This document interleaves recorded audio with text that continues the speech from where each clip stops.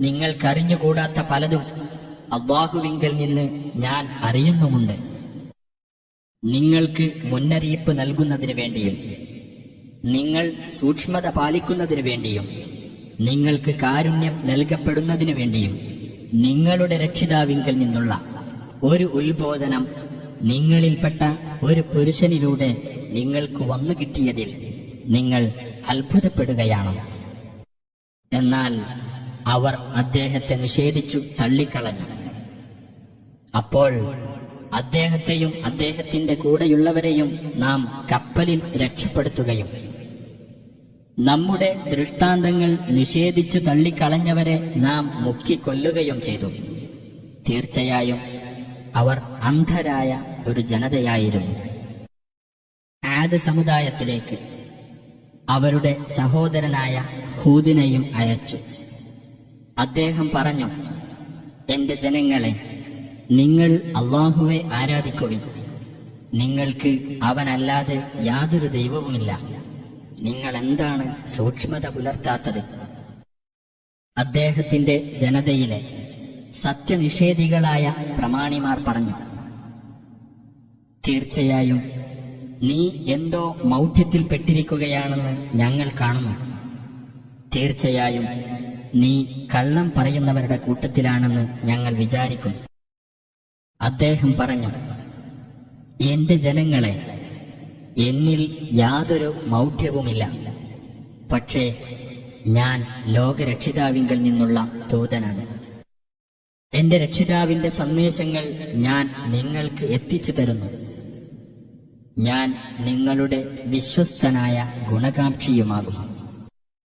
നിങ്ങൾക്ക് മുന്നറിയിപ്പ് നൽകാൻ വേണ്ടി നിങ്ങളിൽപ്പെട്ട ഒരു പുരുഷനിലൂടെ നിങ്ങളുടെ രക്ഷിതാവിങ്കൽ നിന്നുള്ള ഒരു ഉത്ബോധനം നിങ്ങൾക്ക് വന്നു കിട്ടിയതിനാൽ നിങ്ങൾ അത്ഭുതപ്പെടുകയാണോ?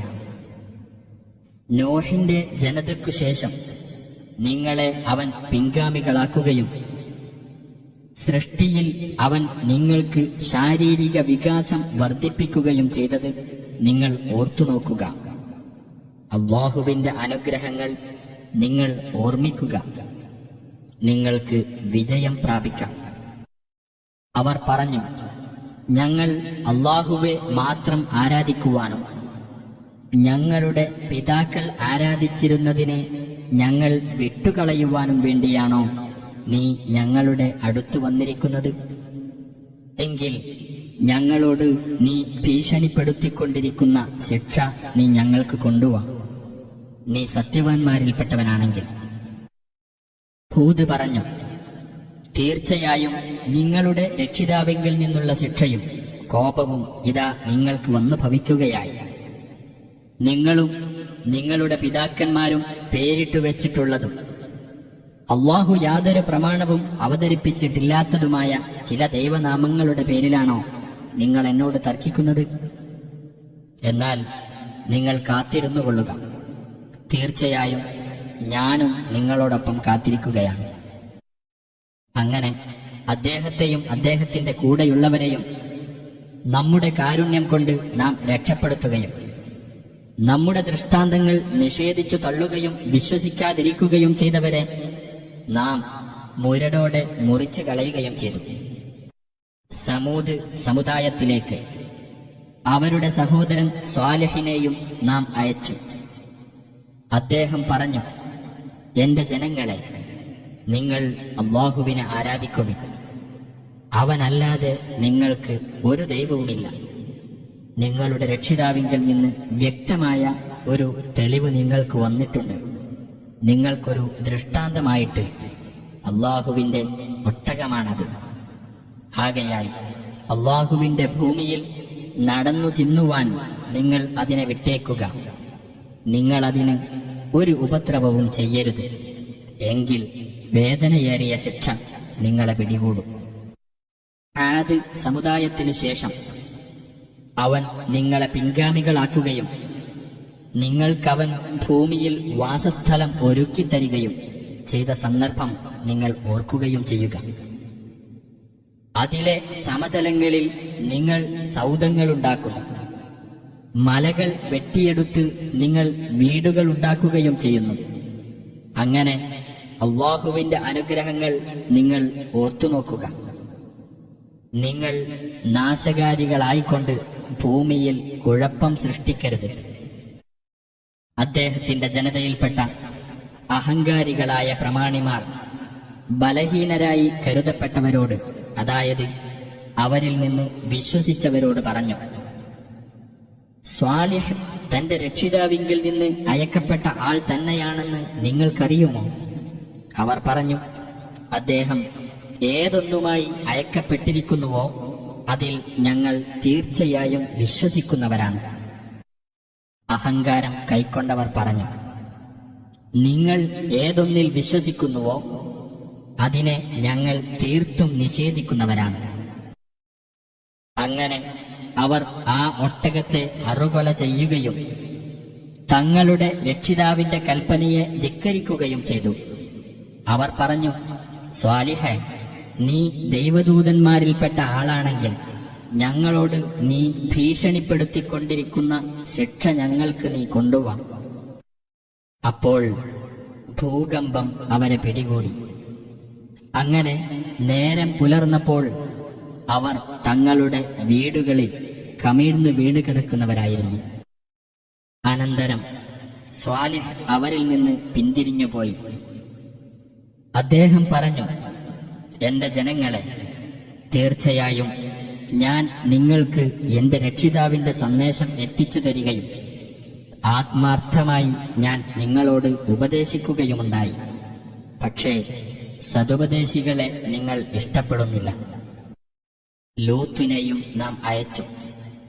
അദ്ദേഹം തന്റെ ജനതയോട്, നിങ്ങൾക്ക് മുമ്പ് ലോകരിൽ ഒരാളും തന്നെ ചെയ്തിട്ടില്ലാത്ത ഈ നീചവൃത്തിക്ക് നിങ്ങൾ ചെല്ലുകയാണോ എന്ന് പറഞ്ഞ സന്ദർഭം ഓർക്കുക. സ്ത്രീകളെ വിട്ട് പുരുഷന്മാരുടെ അടുത്ത് തന്നെ നിങ്ങൾ കാമവികാരത്തോടെ ചെല്ലുന്നു.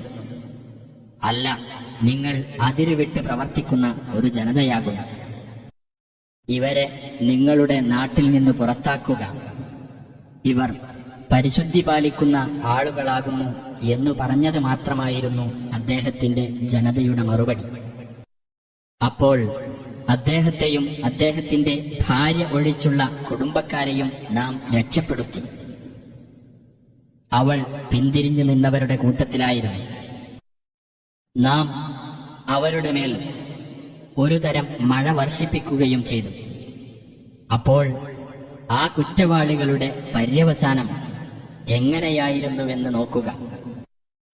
മദിയൻകാരിലേക്ക് അവരുടെ സഹോദരനായ ശുഐബിനെയും അയച്ചു. അദ്ദേഹം പറഞ്ഞു, എന്റെ ജനങ്ങളെ, നിങ്ങൾ അല്ലാഹുവെ ആരാധിക്കുക. നിങ്ങൾക്ക് അവനല്ലാതെ യാതൊരു ദൈവവുമില്ല. നിങ്ങൾക്ക് നിങ്ങളുടെ രക്ഷിതാവിങ്കൽ നിന്ന് വ്യക്തമായ തെളിവ് വന്നിട്ടുണ്ട്. അതിനാൽ നിങ്ങൾ അളവും തൂക്കവും തികച്ചു കൊടുക്കണം. ജനങ്ങൾക്ക് അവരുടെ സാധനങ്ങളിൽ നിങ്ങൾ കമ്മി വരുത്തരുത്. ഭൂമിയിൽ നന്മ വരുത്തിയതിനു ശേഷം നിങ്ങൾ അവിടെ നാശമുണ്ടാക്കരുത്. നിങ്ങൾ വിശ്വാസികളാണെങ്കിൽ അതാണ് നിങ്ങൾക്ക് ഉത്തമം. ഭീഷണിയുണ്ടാക്കിക്കൊണ്ടും അല്ലാഹുവിന്റെ മാർഗത്തിൽ നിന്ന് അതിൽ വിശ്വസിച്ചവരെ തടഞ്ഞുകൊണ്ടും ആ മാർഗം വക്രമായിരിക്കാൻ ആഗ്രഹിച്ചുകൊണ്ടും നിങ്ങൾ പാതകളിലെല്ലാം ഇരിക്കുകയും അരുത്.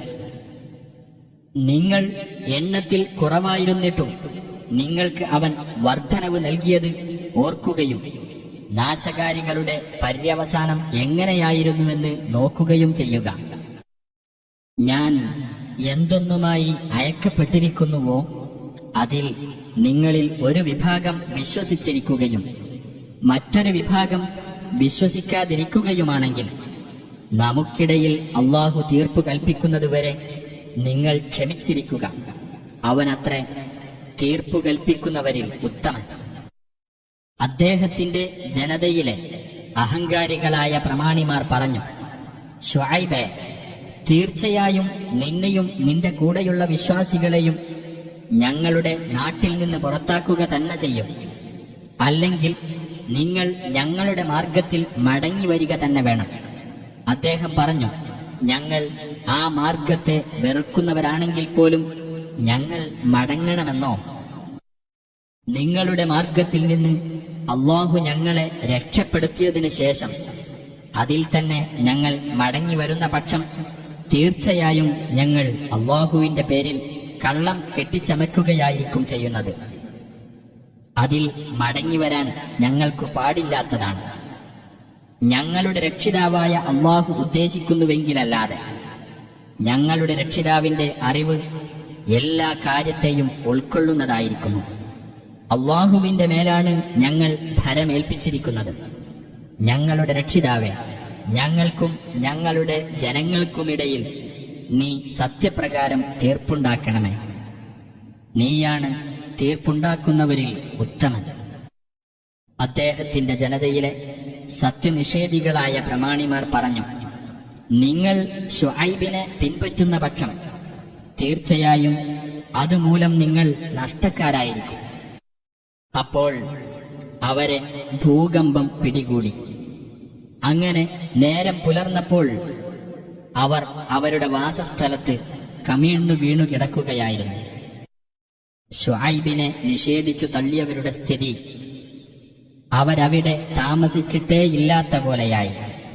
ശുഐബിനെ നിഷേധിച്ചു തള്ളിയവർ തന്നെയായിരുന്നു നഷ്ടക്കാർ. അനന്തരം അദ്ദേഹം അവരിൽ നിന്ന് പിന്തിരിഞ്ഞുപോയി. അദ്ദേഹം പറഞ്ഞു, എന്റെ ജനങ്ങളെ, തീർച്ചയായും എന്റെ രക്ഷിതാവിന്റെ സന്ദേശങ്ങൾ ഞാൻ നിങ്ങൾക്കെത്തിച്ചു തരികയും ഞാൻ നിങ്ങളോട് ആത്മാർത്ഥമായി ഉപദേശിക്കുകയും ചെയ്തിട്ടുണ്ട്. അങ്ങനെയായിരിക്കെ സത്യനിഷേധികളായ ജനതയുടെ പേരിൽ ഞാൻ എന്തിനു ദുഃഖിക്കണം?